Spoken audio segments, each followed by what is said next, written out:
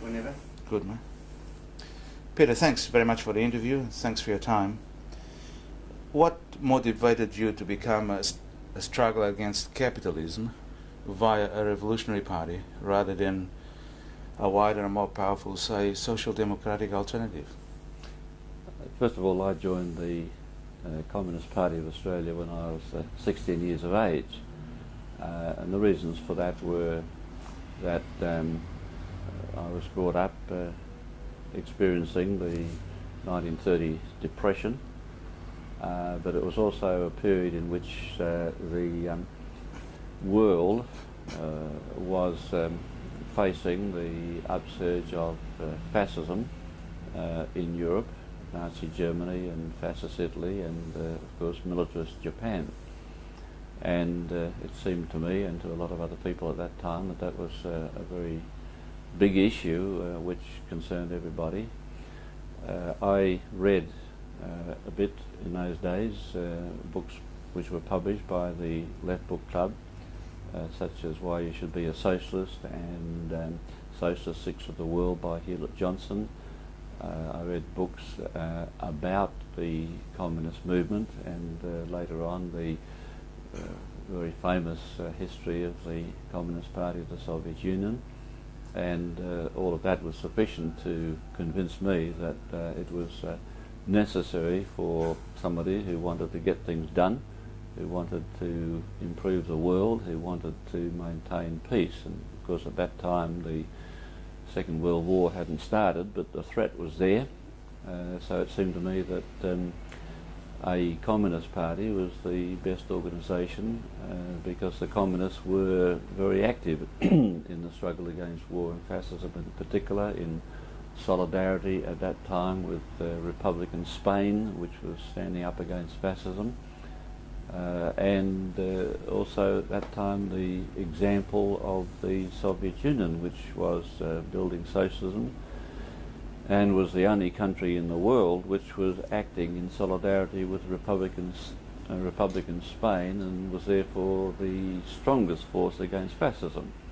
So I think you can say that as a result of one's own life's experience in the Depression, the international situation as we saw it then, and combined that with the reading of books, which gave me a understanding of how things worked in the world, and that it was necessary to be a revolutionary and be for socialism.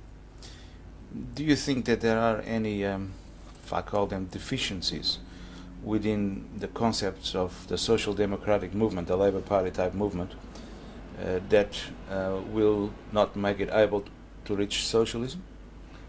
I was never attracted to social democratic parties, or as we have in Australia, Labour parties.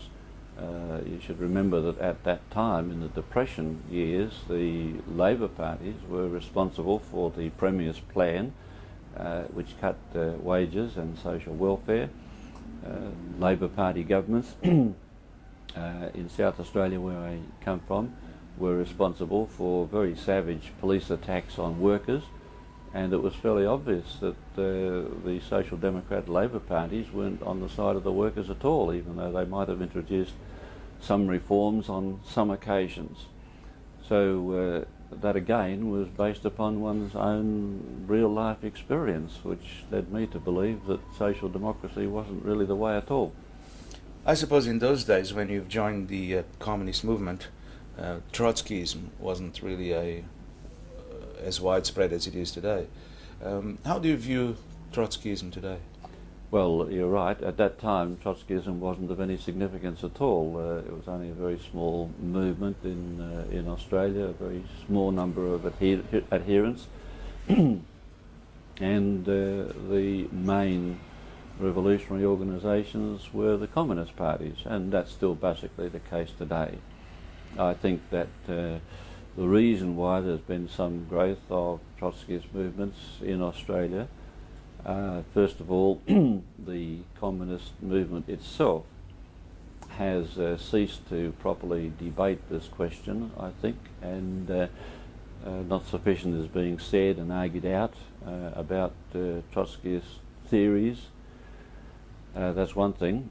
The other thing is that, as I see it, Trotskyism tends to appeal to sort of radical youth who want to change the world in a great hurry, and are attracted by Trotskyist slogans, which, when they're tested out, so often turn out to be quite empty and misguided. But nonetheless, they attract people who are at the beginning of their political careers and who are attracted by slogans rather than by real life argumentation, and who also fail to take into account the historical experience of the labour movement.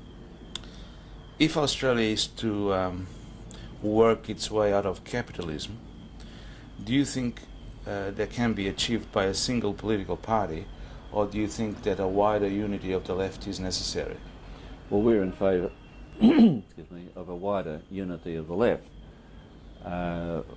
But in addition to the left, we also would like to add the more progressive forces in society as well at this stage. We're not facing in Australia the possibility of a socialist transition at the moment. That's possibly quite a distance away. But that doesn't mean to say that nothing can be done.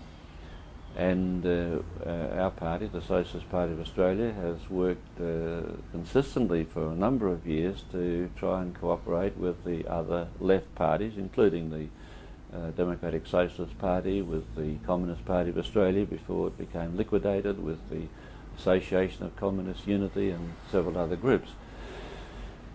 And we will adhere to that idea that the left forces must, can and should cooperate.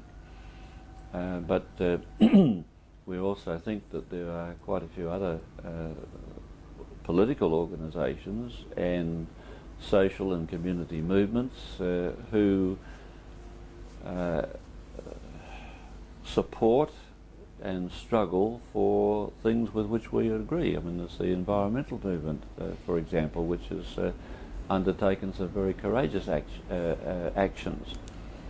And this is a big issue in society at the present time. It is almost as dangerous to the survival of humanity as nuclear war might be. There are many social issues which organisations are concerned about. In Australia at the moment, the struggle against the push towards privatisation, for example. A lot of people are concerned about that. A public opinion poll the other day indicated that a very large number were opposed to the privatisation of services going on. And as we see it, the achievement of a socialist society is not to be achieved by one big earthquake in society.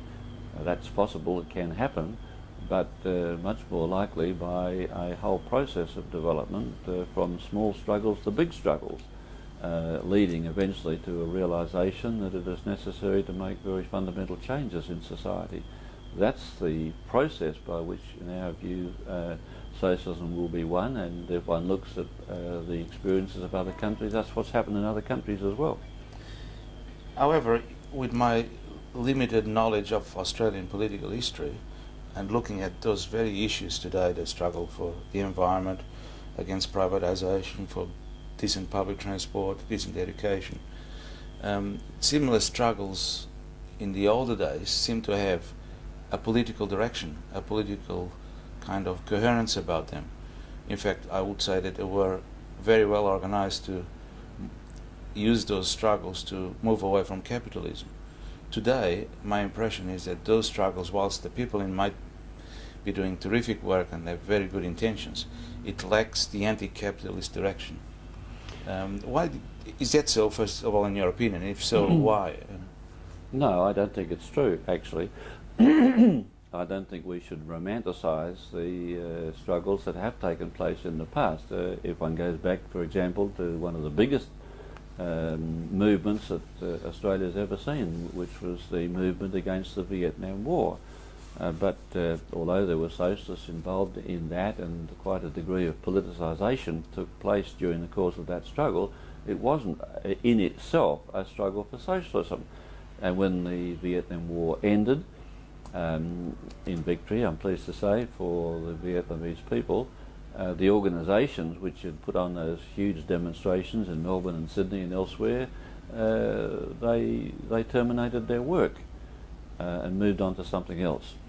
The environmental movement in itself isn't necessarily anti-capitalist. It is concerned about wood chipping, it is concerned about pollution and those sort of issues. However, the fact of the matter is that the main responsibility for wood chipping and for much of the pollution which we experience, and which is in fact getting more serious as an issue, has to be carried by monopoly capitalism. So those who are campaigning against wood chip licenses are in effect campaigning against the policies of monopoly capital. That doesn't necessarily mean that such persons have a socialist consciousness at the present time, such as you and I might wish. But nonetheless, it is an anti-capitalist struggle in essence. Just the same as the struggle for peace was always an anti-capitalist struggle, insofar that the forces for war were those which were the armament manufacturers, those forces in society in a number of countries which wanted to spread their domination around the world, and they were the monopolies, as we call them today, the transnational corporations. So the struggle for peace was also a struggle against capital. I think that was in many respects true in the past, but although the communist movement in Australia was stronger in the 1940s and the 1950s than it is today, I think we've got to look for other reasons for that, for the present situation, rather than look at or to imagine that the big struggles in the past, like Vietnam, like the struggle to maintain the legality of the Communist Party in 1950, like the big movement against conscription in the First World War. These are very similar to the struggles today and had limited objectives, and it's up to communists to, during the course of their work, to raise the level of socialist understanding. I was going to bring up the question of, rather to follow up the question of unity of the left, looking at it from the opposite end. Your party, the Socialist Party of Australia, came into existence, and for a certain period of time it overlapped with the Communist Party of Australia, which, as you pointed out, it's now dissolved itself. What caused that split that then produced the SPA, the Socialist Party of Australia? I think there were a number of reasons, and not all of them were clear-cut at that time. And maybe different people would give you different answers to this question, including, you know, different members in the SPA viewed things in one way or another. But we sensed at that time that the Communist Party of Australia was adopting a course which really was taking it away from socialism and away from being a communist party. This was expressed in various ways. Attitude towards democracy, which we saw as very limited, and really an acceptance of the idea that the pinnacle of democracy was what we have in bourgeois society. Well, we thought that was a very limited approach. We also didn't agree with a number of policies that were being put forward by the Communist Party at that time towards the international communist movement, and it was leading to a situation of isolation of the party in that movement. In other words, it was an abandonment of their internationalist obligations. we felt that they were moving away from the working class and towards a sort of student academic orientation. In fact, it was said in that period that the working class had now been incorporated into the capitalist system. They were no longer, couldn't be regarded as the basis of revolutionary movement in Australia. And that the leaders of any revolutionary movement were now students and academics. Whilst it wasn't seen clearly at that time that these would lead eventually to the liquidation of the Communist Party, I think it would be true to say that many saw it as a substantial departure from what we regarded as Marxist or communist positions, from socialist positions. But as time went on, it did lead to a position in which the Communist Party did in fact liquidate itself, which I think actually proved the point of the criticisms that we were making, if only in embryo, at that time. History has proved us to be right. We are here, the Communist Party of Australia is not. If the Communist Party had not had those problems and continued to grow, or for that matter, if in the future your party or a left alliance can start to go about establishing socialism in Australia, what sort of socialism do you envisage it will be? Do you think it will be something similar to the systems that were used in the Soviet Union and Eastern Europe, or do you feel there will be significant differences? I think there'll be significant differences, and I think that the second time around socialism, which is going to emerge in the former Soviet Union and in Eastern Europe, will also be significantly different to what one can talk about as maybe the first model of socialism that we've experienced. And I think that our idea will certainly include a multi-party system. It is quite clear that for some long period in Australia, who knows how long, there will remain a number of different political organisations, political parties in Australian society, even though they may all be united in seeking to make things better and build a socialist society. I think that we would not want to start off by just nationalising every single corner grocery or every single small business in society, rather to concentrate on turning the key industries or the biggest industries into publicly owned property, so that there can be a significant regulation and planning and direction given to society, so that the government of the day, in cooperation with the economic forces, will be able to give priority to the needs of the people. And I think this is a basic question. Who is society to serve? Is it to serve the majority of the people, make their lives better, give them more rights, give them more security, eliminate unemployment? Or is society going to be used primarily for the purposes of profit making by a few people? And we have to admit, I think, that at the present time the priority is given to the commercial interest, to the big companies.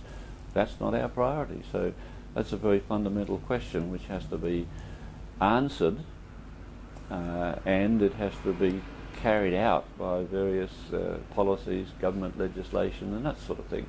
And we're quite certain that the majority of the Australian people, not necessarily all workers and certainly not necessarily all communists, who want to see a better society and who really fundamentally agree that society should be run for the people and not for profit. So you think it will be possible to embark on the road to socialism in Australia via a parliamentary process? Hey fellas. I don't think that... Sorry, can I just take a quick break? I need to blow my nose. Yeah? Yeah, it just came on. I'm even running so I don't Oh. have to do the white Well, his nose. Right.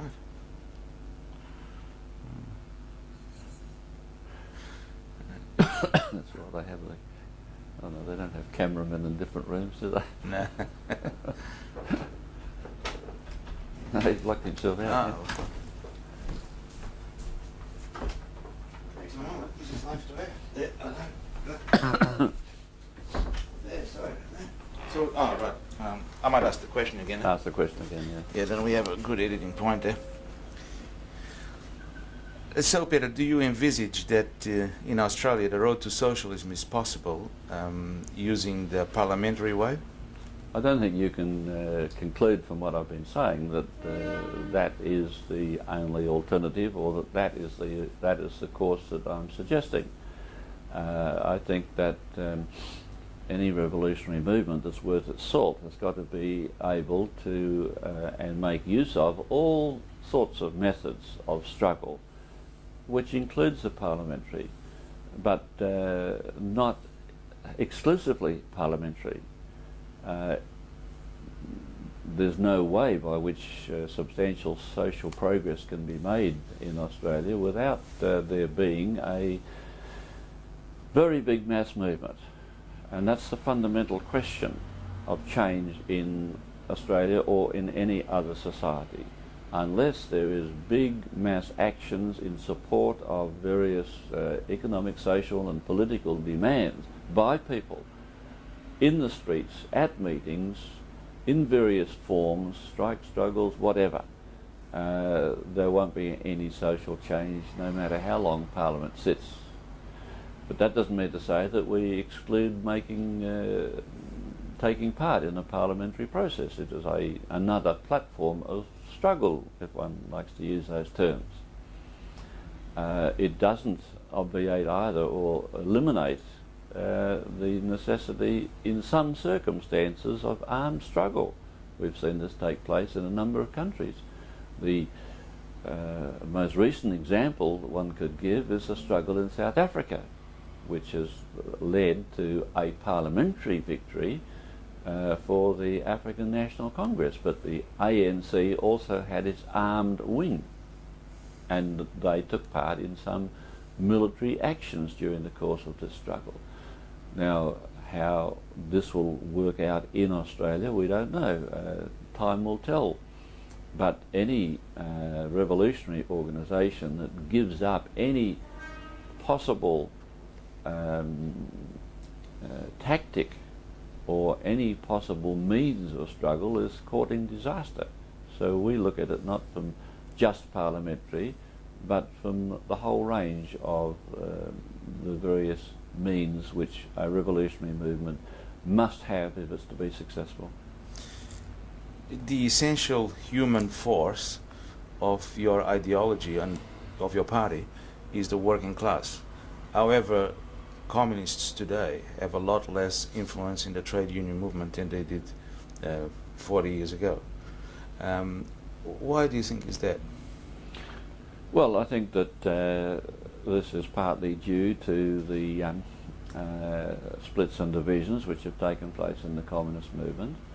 As a result of that, as you may know, the Communist Party of Australia, which had a very wide network of industrial organisations in the 70s and 80s period, it just disbanded those factory organisations. We believe this was a very big mistake, and it led to an historic weakening of the influence of communists in the trade union movement.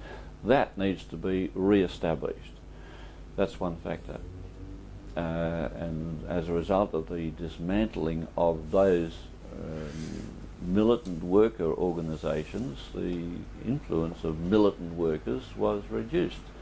There's also been a very significant decline, I think, in many instances of even the trade union workshop organisations which existed. You know, there used to be a very big network of factory trade union committees, and many of those have gone out of existence as a result of these processes.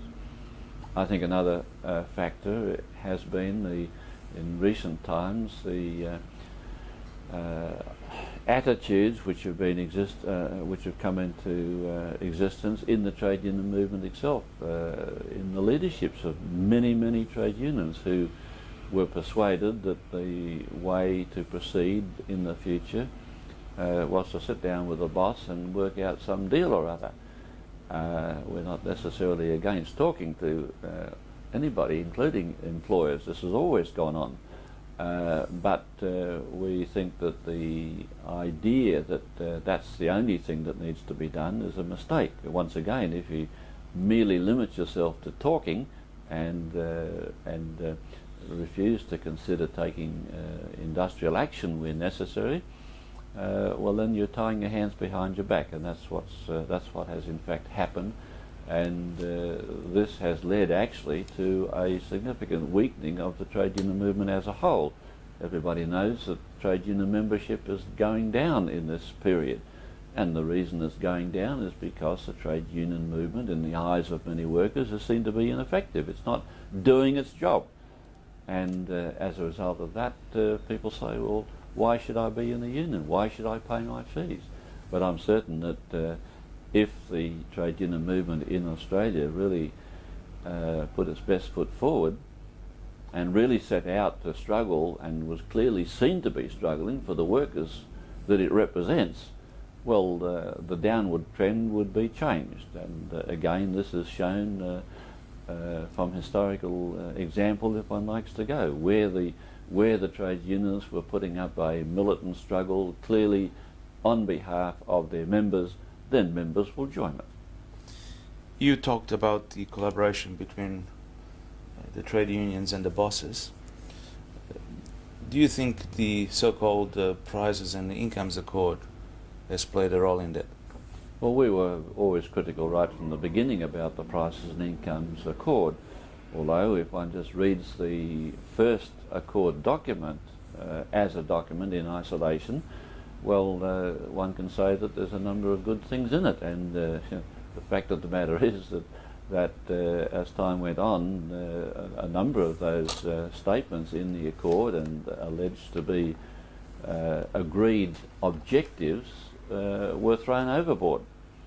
But one's got to take into account also that at the time when the accord was being concluded, the government leaders, Bob Hawke at that time in particular, was talking in terms of class collaboration policies, of getting around the table and putting your cards on the table and being able to work out agreements with the employers.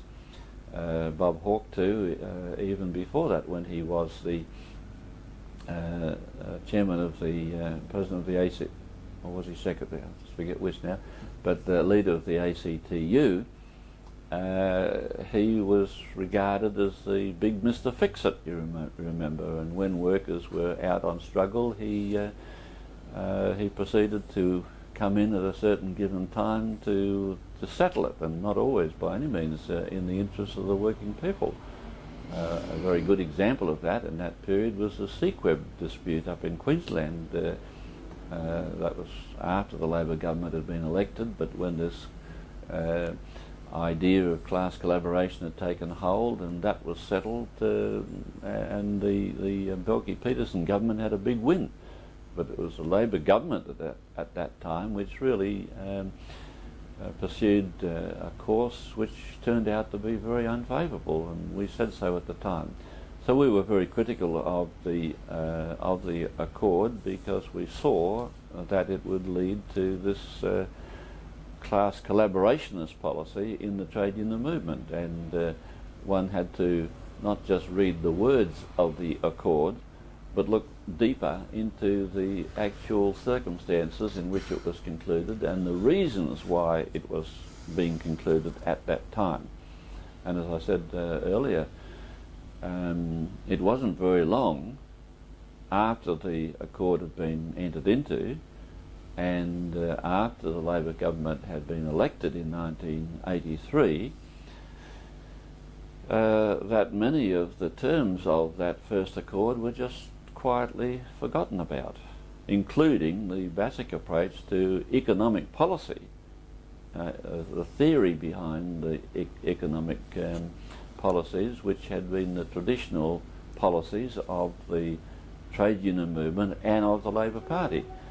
And instead of what we'd had for the whole, or throughout the whole history of the trade union movement and of the Labor Party, we got economic rationalism, which was the policies of big capital. That was the policies of Margaret Thatcher. And that's what we still have. So far in the process of producing these videos, I've come across three types of communists, or three types of outlooks that communists have on the prices and incomes accord. One is an outlook that says that the prices and incomes accord is anti-worker and it's only damaging to the workers and nothing else, and should have not been signed by the trade union movement. There's a middle field that says the accord turned out bad, but if the good bits in the accord had been properly developed, then the workers would have done all right. And then there is the other side that says, well, that in fact we're part of being the architects of the accord, like Carmichael, Pat Clancy, and so forth. In which camp are you in? I think that I would like to hope that I'm in the side of those who take an objective view of the circumstances. Yes, as I've already indicated, there were some clauses in the accord, some policy statements that one could not but agree with. At that time, it was there was a commitment to introduce wage indexation. We were in favour of that. There was an economic approach which we agreed with and which we would continue to advocate. There were commitments to social welfare policies with which we agreed. So it wasn't a question of just taking the word and agreeing or not agreeing. One had to look at what was the real political objective behind the accord and what were its long-term consequences. That is, the long-term consequences of the political forces, the political balance of power, if you like, in the labour movement at that time. And we're also entitled now, in retrospect, to be able to look at what has actually happened. That's always a test of anybody's theory. And the fact of the matter is that as far as the working people are concerned, in our view, the accord policies have worked out not so well for the working people of Australia. And certainly if one liked to take out a sheet of paper and add up all the pluses and minuses and all of the things that were promised in the accord and had a look to see what we have now, we would see that a lot of those promises have been dishonoured.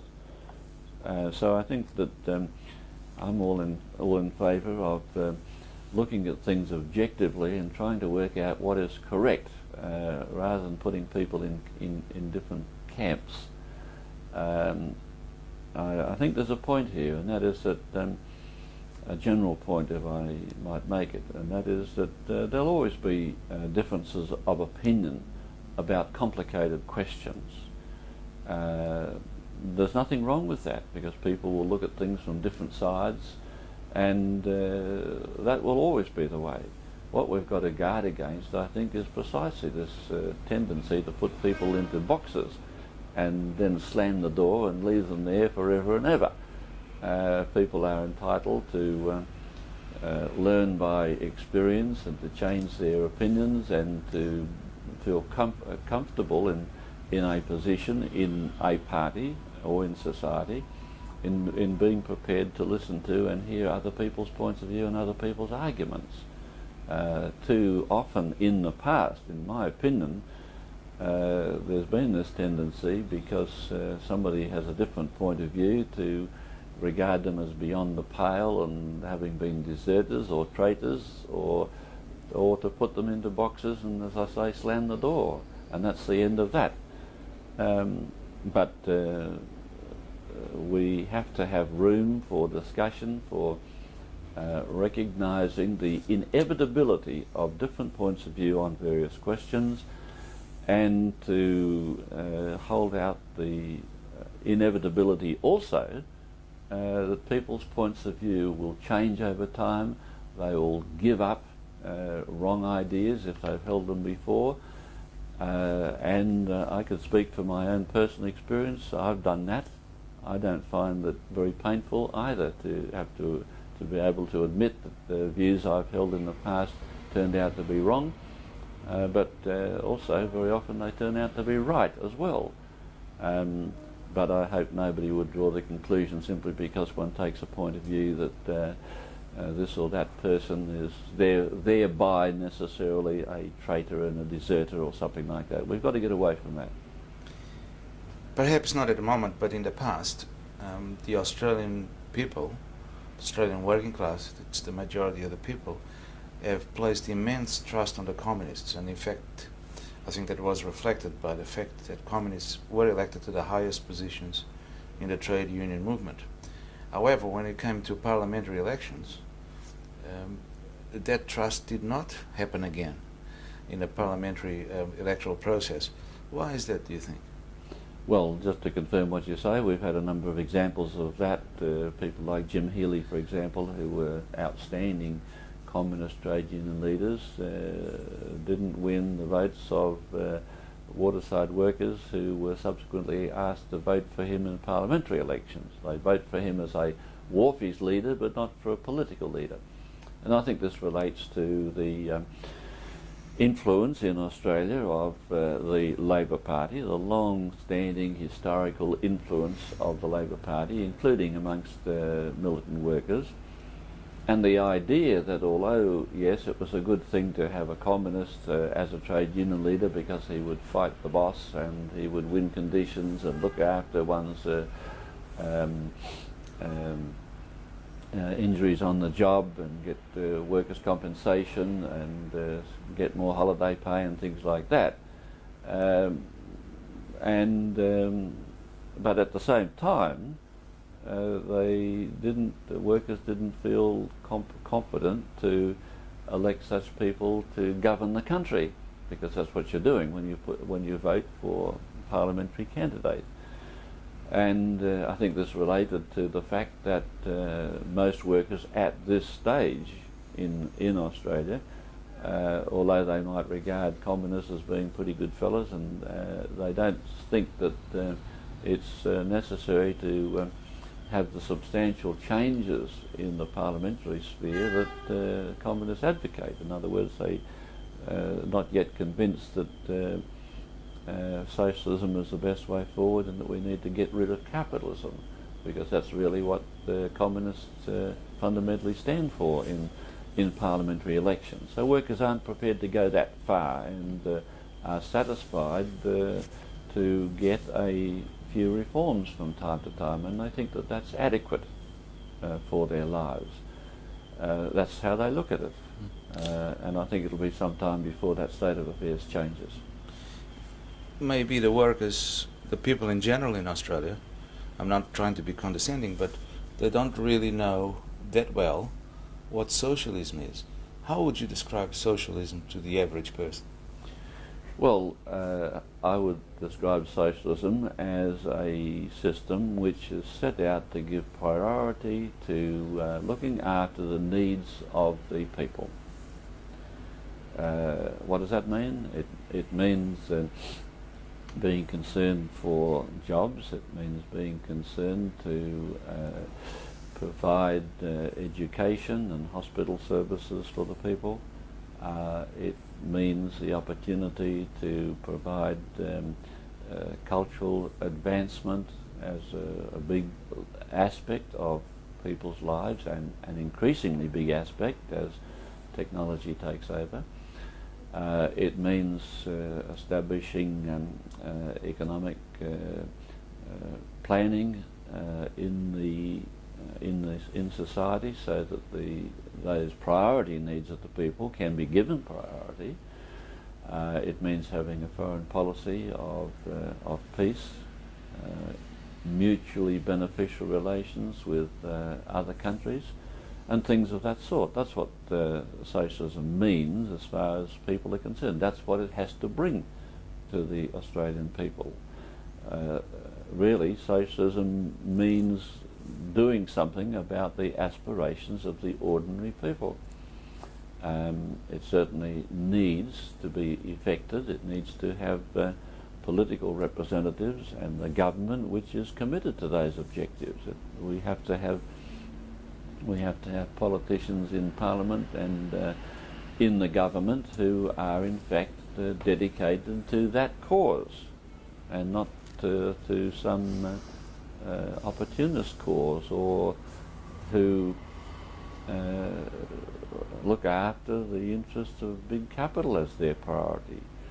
I think in a way it's a very simple question, but I think in many respects in Australia and in other countries too, socialism has in a number of people's minds become a bit of an ogre.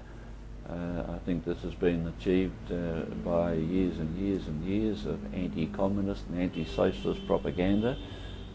It's also been contributed to in more recent times by obvious shortcomings in some of the socialist countries, and that's nothing very much to be worried about, in my opinion. We can talk about that if you like, but I think it's all related to the aspirations of the people at this stage, and they feel that they can still get what they want, or they can still get something of what they want at any rate, without taking that more drastic action in changing society. Your party is quite often critical of bourgeois democracy as it exists, and as you said, not in exact these words, but as I would take it, capitalist propaganda as itself been for many years trying to discredit any democracy that may have existed in the Soviet Union and Eastern European countries. So if your socialist orientation or socialism came into place in Australia, how would you envisage the Australian people participating in the democratic process? How would you envisage people running their own affairs through a democratic structure that will be different to now? Yeah. Well, first of all, I think most people sort of see democracy as the opportunity to have a vote about parliamentary candidates in elections, and the opportunity to write a letter to the newspapers and perhaps get it published and not get it published, those sort of terms.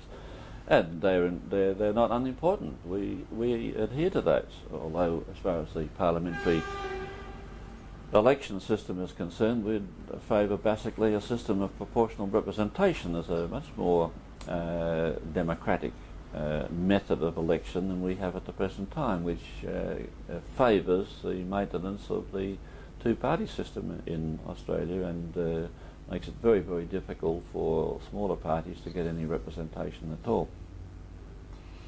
But that's only one thing. Again, basically, I think that democracy has got to relate to the opportunities for people not just to have a say, but to in fact be involved in the affairs in the factory, involved in the affairs in one's street and locality, to be able to really participate in the decision-making processes. Not just merely to delegate that responsibility to some elected representative, which is not unimportant. We're not against that, but that is not the most important element in democracy. At the present time, workers don't have any say in the life in their particular industries. They don't have any say about what the prices of the products produced will sell at. They don't have any say in whether the industry should be expanded, whether the employer should maintain the factory here or ship it over to Malaysia or somewhere like that. They don't have any say when it comes to workers being sacked, and yet these are very important aspects of people's lives, and they can affect the livelihood of people for years. If a worker these days just gets sacked at 40 years of age, he has very great difficulty in getting another job in many instances, and that's a tragedy for people. So in those very important aspects, the majority of the people who are working people and who are employed haven't got any democratic rights on these sort of very basic and important questions. That's why we say that democracy has really also got to relate to other rights. You know, not only the right to be able to write a letter to a newspaper and to have a vote, but also to have rights as far as employment are concerned. The right to work, for example, the right to a house, to a roof over your head, and yet a number of people live in the streets. They haven't got that right. The right to be able to have holidays at the end of one's annually, and to long service leave and things like that. Some of these rights have been won as a result of struggle, but they're not incorporated in any laws in the country.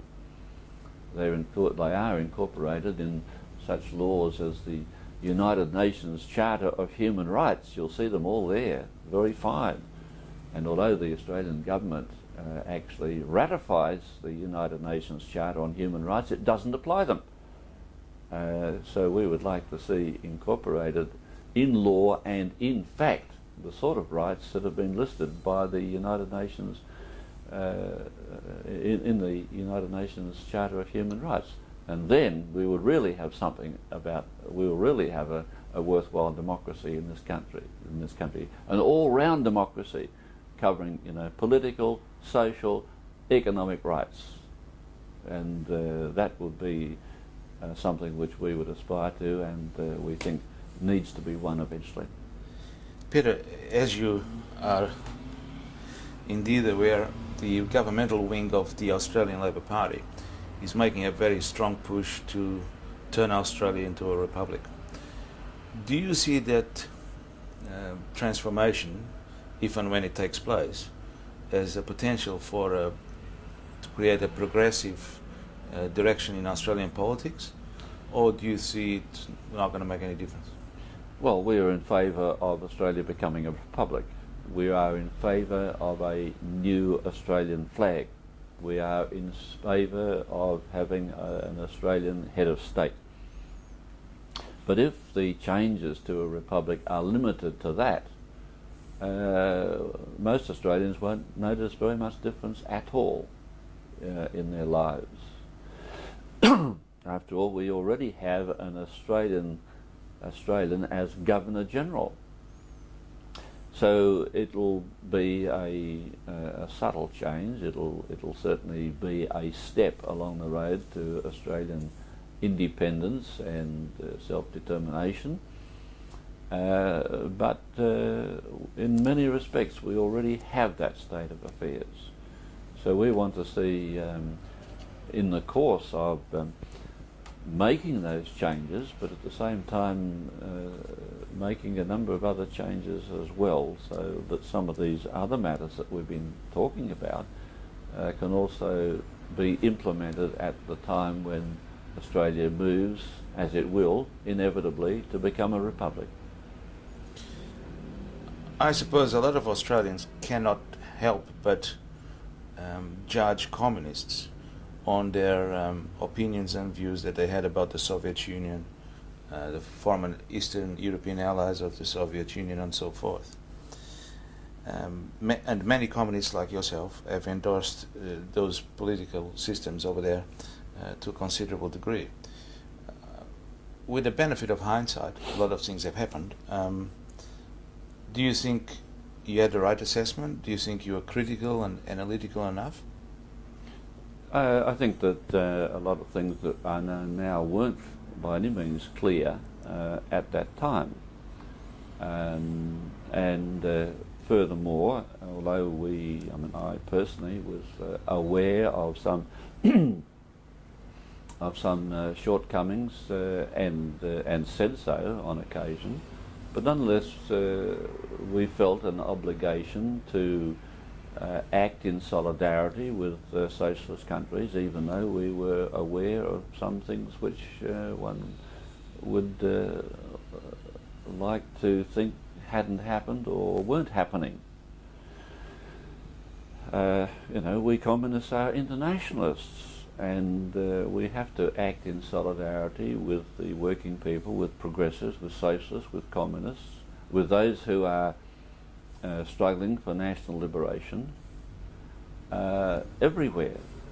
And that sometimes means that people in other countries or parties and organisations don't necessarily do all the things that one would like to see done or necessarily agree with. But it's an obligation to act in solidarity. Otherwise, we're not internationalists, and if we don't take that attitude, we can end up by really saying the same things that the enemies of socialism say. We can end up on the side of imperialism if we're not careful, if we go down that road too far. Now, this doesn't mean to say that there shouldn't be criticisms. Of course there should be. But at the same time, it's criticism within the ambit of basic support and solidarity. And I think that's an attitude, a principle that we've got to adhere to. There might be a strike struggle taking place in, say, France, for the sake of argument. Well, some of the demands or some of the things that might be said we mightn't necessarily agree with, but the fact that the workers are struggling for certain demands against capital, for progressive objectives, for democratic rights and so forth, well, we have to agree with that, and therefore we support them.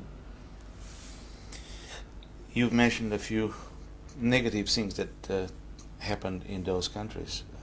If I can just modify that question, what, in your opinion, brought down the Soviet Union?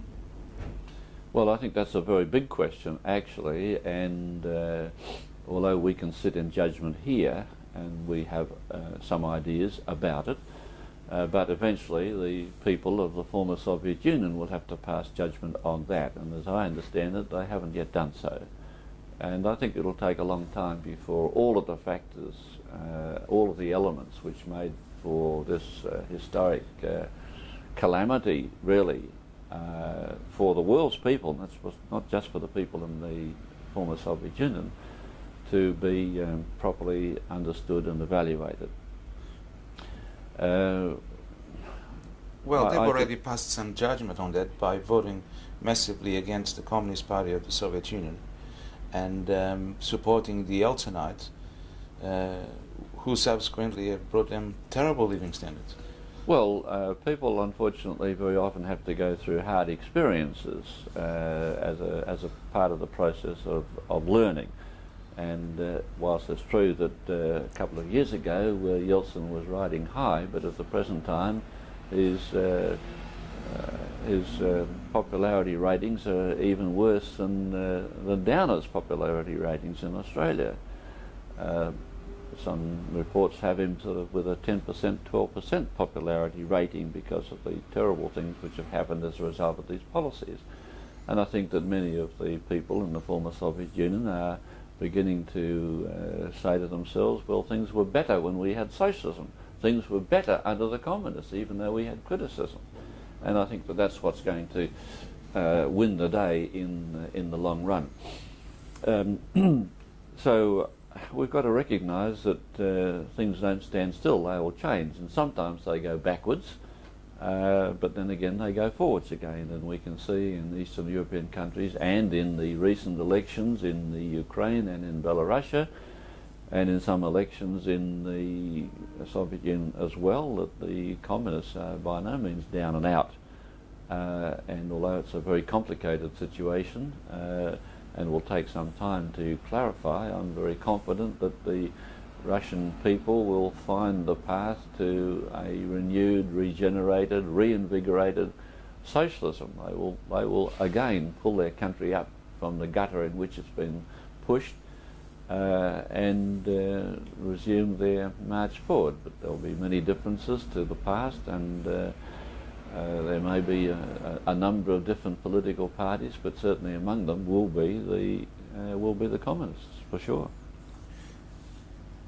Did you ever expect to be possible that the Communist Party of the Soviet Union would turn out leaders like Yeltsin, Gorbachev, Shevardnadze, just to mention a few, who were extremely, as they appeared to be, pro-communist, and then when the change of wind came, they turned to be very pro-capitalist. I mean, it's a party that was the leading party of the communist movement in the world. Well, I think that I'd be pretty true to say that nobody expected that. If they say that they did expect it, they're probably not telling the truth. I think that this was an amazement for almost everybody in the world. Nobody expected such a thing to have happened, because the Communist Party of the Soviet Union had such a big membership, and it seemed to have such good ideas about so many questions. And one could not believe that the leadership of the party should turn out to be, well, rotten, as it did turn out to be rotten, confused in its ideas and without loyalty to the things which they had espoused to be loyal to. Well, that of course is a shock, but it's not the first time in history that people who have espoused ideas and even given a considerable part of their lives to have changed their mind and done the opposite. I can perhaps give you a small example. You possibly know yourself. Workers who, when they are workers, are very militant, active trade unionists and that sort of thing. And yet, if they move from being a worker to become an employer, they change their mind completely. I can think of one ready example, Ralph Willis, who is now the treasurer in the Keating government, was at one time the advocate of the industrial advocate of the ACTU, and in that capacity was an advocate of trade unionists receiving wage increases. But now, as treasurer in the government, he's an advocate, and a strong advocate at that, of workers not receiving wage increases, and is bitterly opposing, for example, the wage demands of the Transport Workers Union at the present time. Now, isn't that turning one's coat? And I think, unfortunately, this happened on a much larger scale in the leadership of the Communist Party of the Soviet Union. It's very regrettable, but I'm afraid there's a lot of historical examples to show that what people show themselves to be, or even believe themselves to be, or even act to be in a certain period of their lives, can in some other circumstances change, sometimes for the better and sometimes for the worse. You did mention a few things that shouldn't have happened in the Soviet Union. Can you give us a couple of examples? I think that there's some main ones, and I believe that the main problem was that the leadership of the CPSU became quite divorced from the people.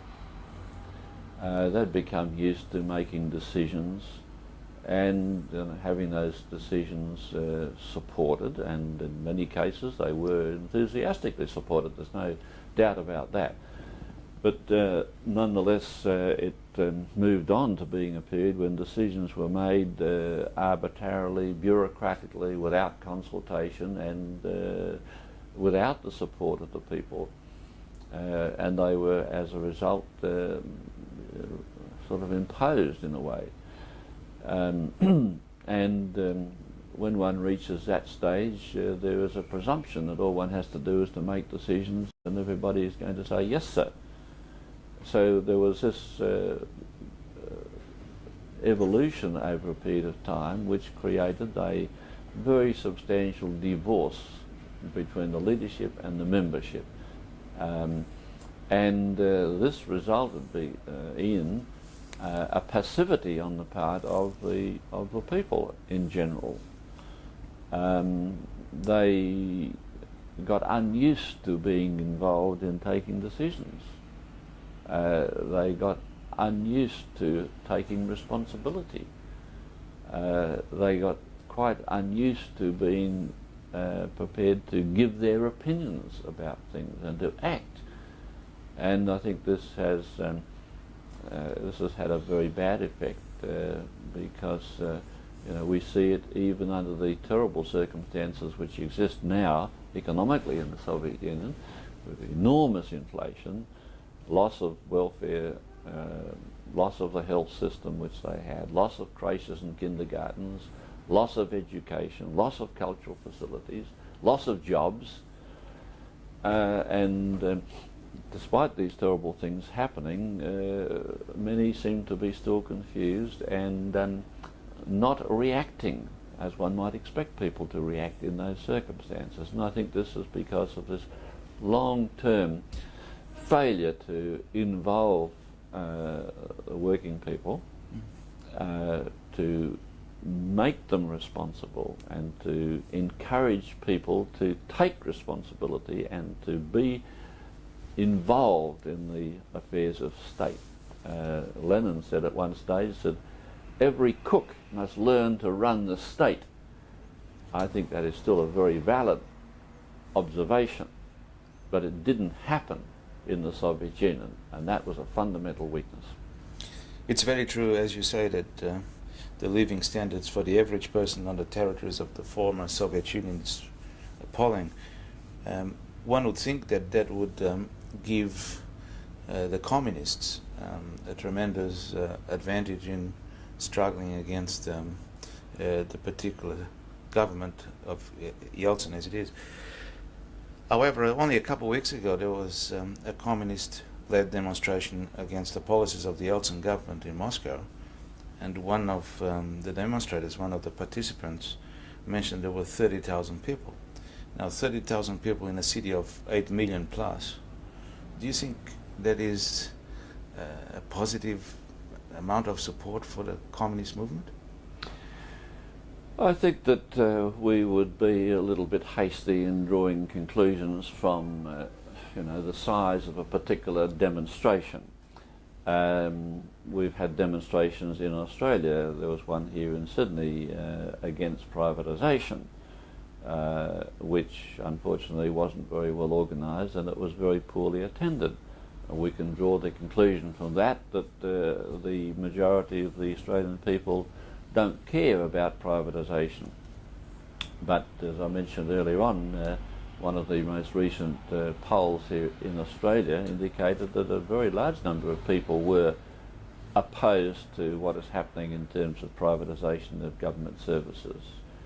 And there's been quite substantial meetings of people involved, for example, in specific hospital closures up at Port Macquarie, where the state government privatised the Port Macquarie Hospital. They had a vote, and the majority of people voted against what the government was doing. But that doesn't mean to say that they all poured out onto the streets and took demonstrative action.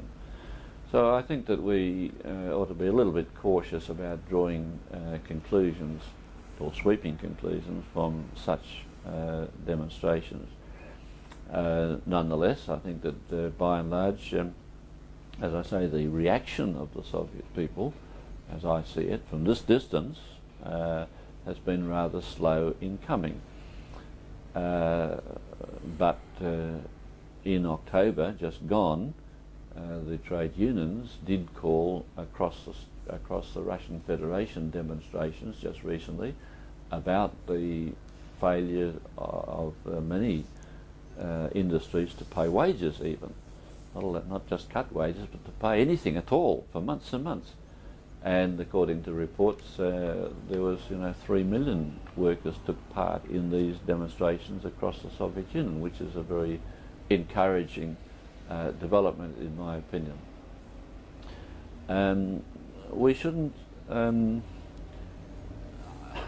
underestimate the enormous confusion that these developments have effected amongst the Soviet people.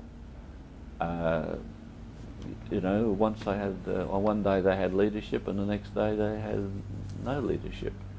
One day they had a socialist orientation, and the next day they were told that getting rich was good and capitalism was good. One day they were told that socialism was building the country up and achieving all sorts of things, and the next day they were being told that all this was wrong and bad. Now, a lot of people became confused in those circumstances, especially when the Communist Party, which had been the leadership for so long, was associated with some of those things. You mentioned the fact that Yeltsin, now a rip-roaring capitalist, was at one time a full-time functionary of the Communist Party and a leading member of the party at that, in the top leadership of the party. Gorbachev also was a top leader of the party, but was responsible, in my opinion, for opening the doors to much of what has happened now. So when the top leaders of the Communist Party, which had held such high respect in the Soviet Union, and it did, began to say these things, it's not surprising that a lot of people became misled and thoroughly confused, and that state of affairs has not yet passed. So was there anything good in perestroika? I think that perestroika, or that period, pointed to a number of shortcomings which did exist in the former model of socialism in the Soviet Union. Some of the criticisms that were voiced at that time, I think, were valid criticisms. The problem with it, however, was that the remedies which were being suggested were not right. That was the problem. It wasn't the criticisms, it wasn't the basic policies, it was what it was proposed to do about them, which I think represented a very substantial mistake. And if one is to test one's assertions, that sort of an assertion against practice, well, we see the results. Which is something that we became concerned with fairly early on, about 1988, when the Socialist Party of Australia began to wonder whether what was happening was in fact good or bad. And we became rather critical at that stage of a number of the points of view that were being expressed, and thought that they would end badly. Well, they did. And as I say, not because the things that were pointed to as being deficient in Soviet society were wrong, but because the remedies were wrong. So we had a number of aberrations developing over time in the Soviet Union. We had a rotten leadership at the end of it all in the Communist Party of the Soviet Union, and we had perestroika with the wrong remedies. So at the end of it all, did we still have socialism, or was the thing so far wrong that was no longer socialism? I think we have to judge socialism on the basis of what is the situation as far as the means of production are concerned. What we're seeing now is a counter-revolution, the objective of which is to destroy socialism and re-establish capitalism. It's gone a certain distance in some areas. For example, quite a bit, as I understand it, of the distributive services, shops and that sort of thing, have been privatised.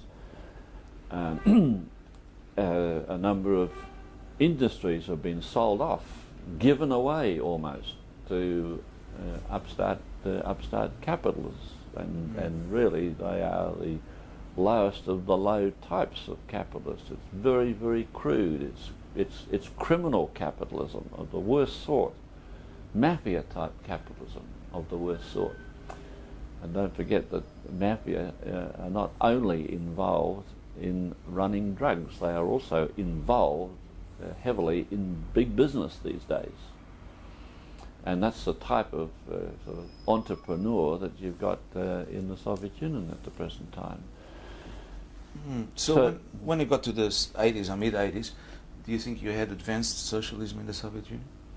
I think that it had, in some respects, yes, but in other respects it suffered from many shortcomings, in my opinion, and particularly in the rigidity, in the bureaucracy, in the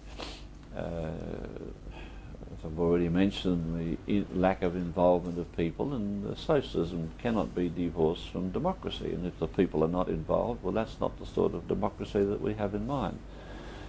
So, but I don't think that one can say that no, it wasn't socialist. It was. The means of production were publicly owned, and that's a very important basic characteristic of socialism. Now we have a change of political leadership to one which is clearly capitalist oriented, and they say so, and they are setting about changing the nature of the means of production and turning them into private property. In that respect, they are trying to destroy socialism. But I don't think that we can say at the present time that now the Russian Federation is a capitalist country. I think that's going too far. I think we've got to see these things not in terms of black and white, but we've got to see them in terms of processes, and just the same as the fact of the Russian Revolution having taken place on November the 7th, 1917, didn't mean that on November the 8th we had socialism. It's not like that. Socialism has to be built after a revolutionary transition over a long period of time. And conversely, the fact that Yeltsin became the president on a certain day a couple of years ago didn't mean to say that on the next day it was capitalist. And I think that they will fail in their attempts, I hope so anyway, to re-establish capitalism in the Russian Federation. Well, then, looking at things in processes, as you suggest, no doubt we've seen the former Soviet Union, as it is now, heading towards capitalism. We have a situation in China where the Chinese party and government is welcoming foreign capital, is creating free economic zones, is providing cheap labor for transnational corporations, and we have a situation in China where the gap between the highest income and the lowest incomes are widening. Is that worrying you, that the same dangers could be surfacing in China as they did in the Soviet Union? I think that these developments are very interesting, and I think that the Chinese Communist Party is trying to learn some of the lessons of the failure in the Soviet Union, by the way. They have to set out to build up their country as a socialist country, and I think that is their objective, and it remains their objective. But again, we're talking about processes. How do we get the economy going? How do we provide food, clothing and a better standard of living for the masses of people, and do it as quickly as possible? And I think that the Chinese are using all means to do that, including a certain amount of foreign capital and a certain amount of private enterprise. But as I understand it, it is although it has grown, because it has grown from almost nothing to a bit more than that, but nonetheless the main elements of the Chinese economy remain publicly owned property, particularly the big industries, the key industries. I mean, the central banks, railway systems, the power generation, big steel industries, and that sort of thing. They remain, these are the key, and they remain publicly owned. The Chinese had to get technology, and they had to get managerial experience. You can't just take a peasant out of the back blocks of China and make them a manager of a factory. It doesn't work that way. They need training, they need substantial education, they need quite different experience. And I had the opportunity in China of asking precisely this question a few years ago when I visited a China-Australia joint venture, and in fact ran into the board of directors, which was made up of Australians. And I asked the Chinese about this, and they said, well, look, we need to get capital, and we need to get managerial experience. We need to get technology, and we can learn some of this from the West. And the fact that this particular industry was building refrigerators. Chinese people want refrigerators, and this was something that foreign capital could do. That, of course, has its dangers, because capitalist enterprises breed capitalist ideology in people. The idea of money, the idea of getting rich quick and so forth, all these capitalist sentiments.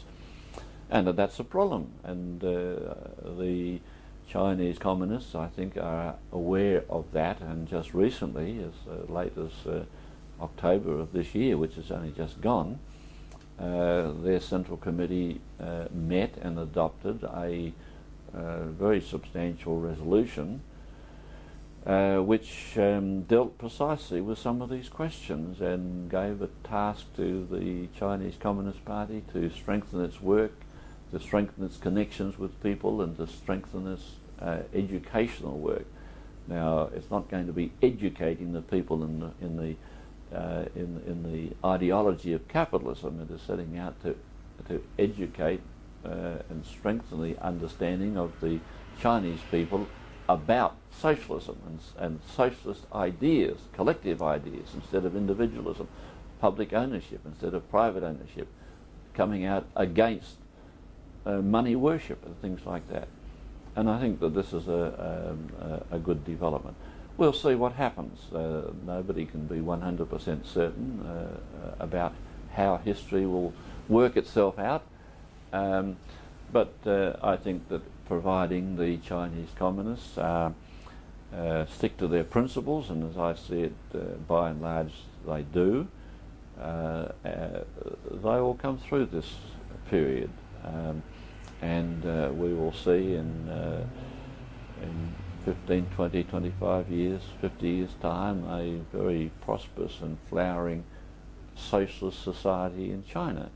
And after all, the objective of socialism is to make things better for people, to give them a better standard of living, not to make it worse. And that's what they're setting out to do in China. It's not danger-free, but providing they maintain the leadership of the party, but by providing they maintain the party's socialist principles, providing they find the right answers to the myriad of questions that they have to deal with, providing they maintain the predominance of public ownership over private ownership, well then I think that they'll succeed.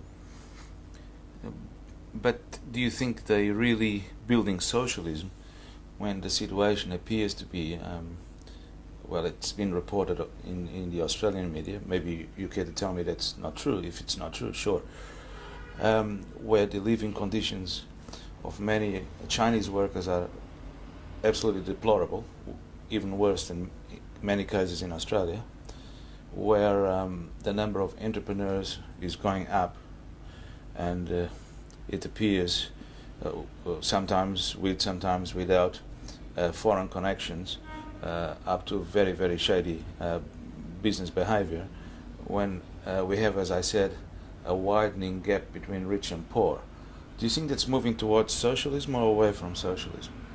I think that one's got to look at the totality of the picture and not just the one-sided picture, true as it might be, but nonetheless still a one-sided picture that is presented in the mass media in Australia for the reason that the capitalist media in Australia wants to push China back into capitalism. That's clear. So they will bring forward examples and try and sow the idea that China is going back to capitalism. But is it? Yes, it's true that the number of private enterprises has gone up, but if the increase is from 5% to 10%, whilst that's an increase, it's not such a big increase, is it?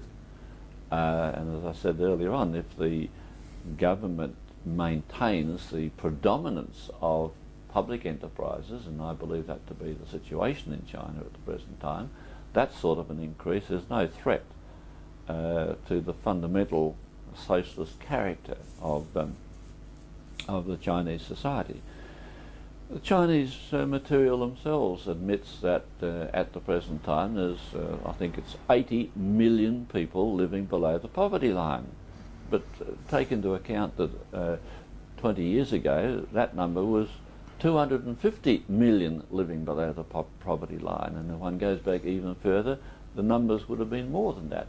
One's got to take into account the level at which the socialist revolution started, the level of living of the people at that time. And there are no magic wands to, as I say, to the day after, to give everybody jobs and to give them all a prosperous standard of living. That just can't happen. It's a decades-long process, and the comrades in South Africa are going to find the same thing, and they're running into exactly the same problems, and that's inevitable in changing the social system. And yes, it's a fact, of course, that capitalism being capitalism, those capitalist-owned, foreign-owned enterprises in China will seek to, and will in fact, exploit the workers. Of course they will. But then again, as the Chinese said, and I think that they're right at the present stage, despite that negative, the positive is that they're gaining experience, they're gaining technology, they're gaining products, and they're also gaining experience in managing a very big and a very complex society. And those are pluses that we have to take into account. So recognising, as I said, the dangers, nonetheless, I think one's got to see the totality of the picture, not just a little bit of it. Parties like yours, the Socialist Party of Australia, one of the great advantages of socialism that you propagate to the people is the fact that the socialist community, a community of socialist countries,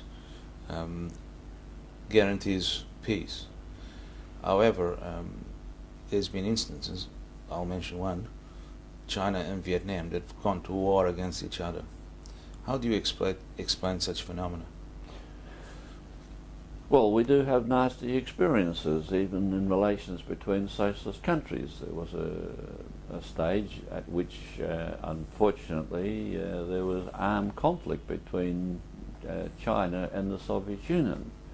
I think that these were born out of ambition, of different perceptions of socialism. And in that particular instance, I think there was some sort of competition as who was going to be top dog in the international communist movement. I think that all of these approaches and attitudes were wrong, just the same as we think that the attack by China on Vietnam was wrong. And they were expressions of a certain amount of ambition on the part of the Chinese, actually, at that time. And I think that that period, however, has been put behind us in many respects. As you know, the relations between China and the Soviet Union, and now with the Russian Federation, are put on a much more peaceful basis. In fact, I think that the tensions have gone out of the situation altogether. Relations between Vietnam and China are being normalised, although there's some problems still remain. And there can always be problems between countries and different aspirations or different priorities and old historical claims and counterclaims which still bedevil the relationships between countries.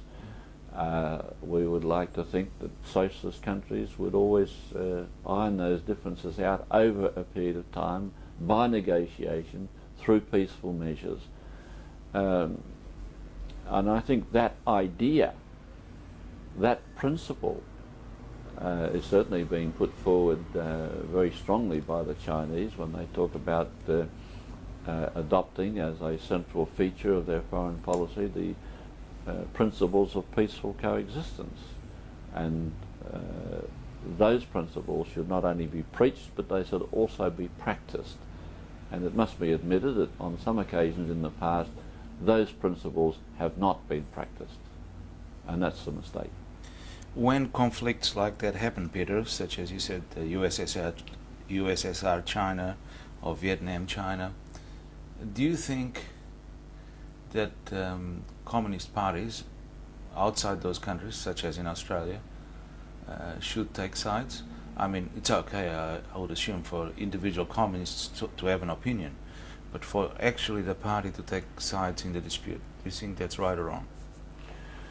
I think that communists have got to be concerned about all the problems in their own country and in the world. Many of those problems affect what happens in our country and every other country as well. I mean, if there were, for example, a big war, if there had been a big war between China and the Soviet Union, it would have had enormous effects for every country of the world without exception. So we have to have an opinion about those matters. We can't just ignore them and be blind to them and say, oh no, it's too complicated, we won't say anything about them. But take sides? But having an opinion about it, I think implies that one would have an opinion about which is right and which is wrong. And once you decide which is right and which is wrong, you inevitably have taken sides. Now, you know, that is sometimes a very uncomfortable position to be in, but I think that we've got to be honest and we've got to be bold enough to be able to face up to the world's problems. And we should work that out on the basis of our principles, on the basis of our internationalism. If there is fault, including fault by a socialist country, well, we should say so. Yes, because that's what I was going to ask you. Do you think parties like the SPA and the CPA prior to the SPA have directed too many of their talents and resources over to international issues rather than concentrating on the Australian situation more? I think that our first priority must be responsibility to the Australian people. This is where we can do things, this is where we have an opinion, this is where we can be active. And it may be that in some circumstances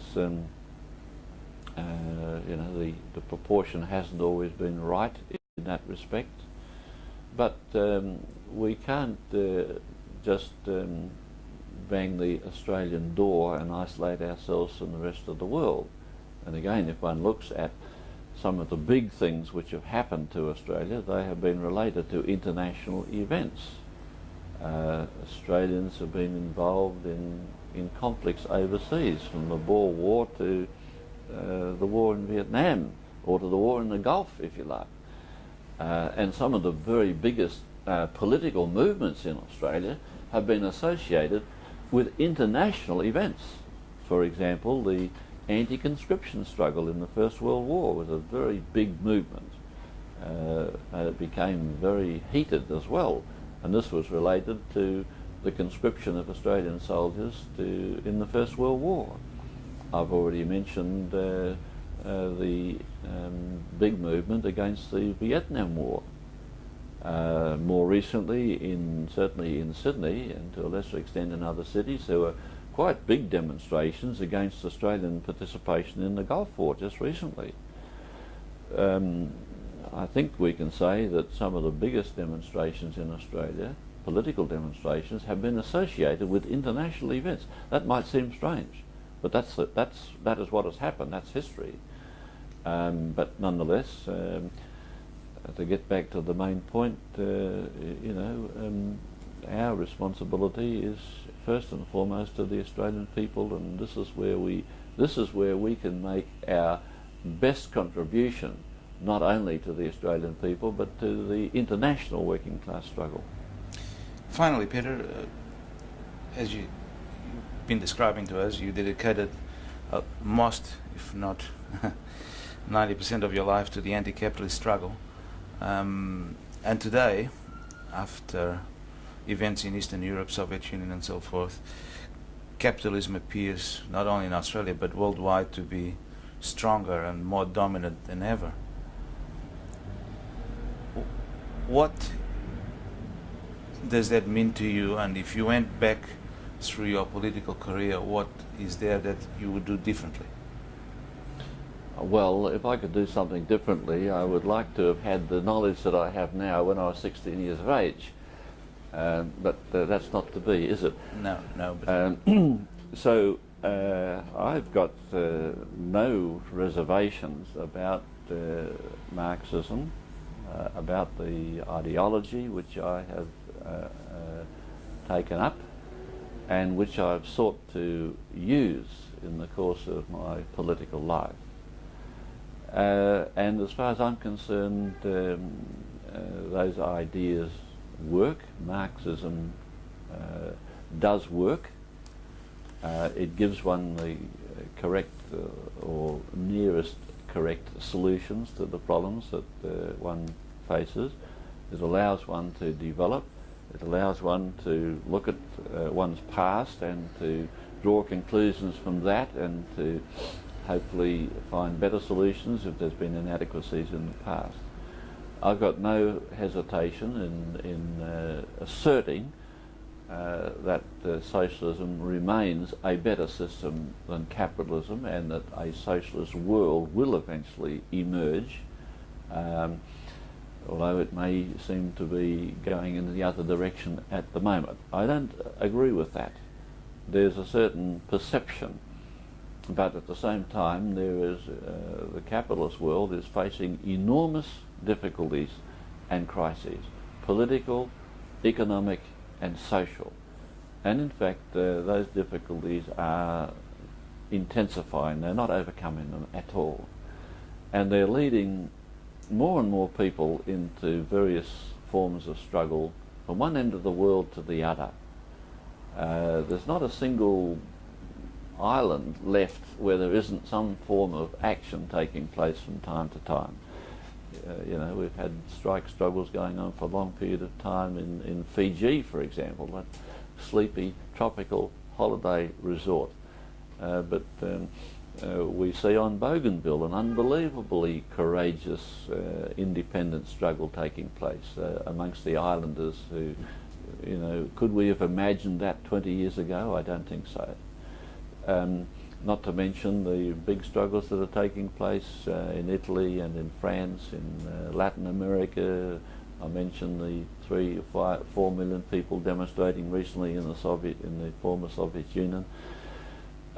In Germany, where the magic has gone out of the miracle, hasn't it? And in Japan, where they've suffered the economic crisis and so forth. So capitalism is facing enormous economic problems, and at the same time this is associated with a steady rise in the actions of millions of people who in various ways are taking up an anti-capitalist struggle. It might only be wages, but nonetheless objectively it is a struggle against capital. So I'm very optimistic when one looks at those developments, but there's another thing. And that is that as a result of the experiences which have been foisted on the communist movement is going to become very much better than it was before.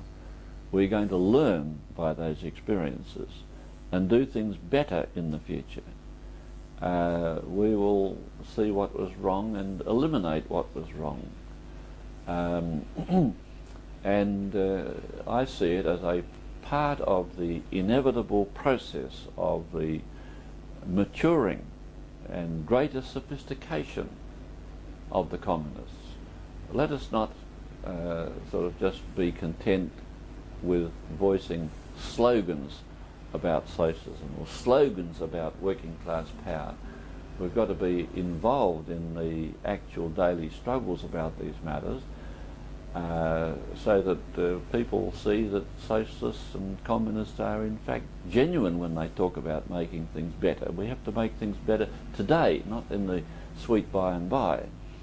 And in the course of doing that, I think that we will learn to work better with all sorts of other people. We will be much more capable of building the sort of movement that can eventually achieve a socialist society. And if we do all of those things, I think that the future, and if we don't do it, somebody else will. I would prefer it should be we can be very confident about the future. It's not going to be some miracle cure, you know, but the prospects for socialism, I think, are in fact getting better, not worse. Thanks very much, Peter. Thank you. You're welcome. That's great.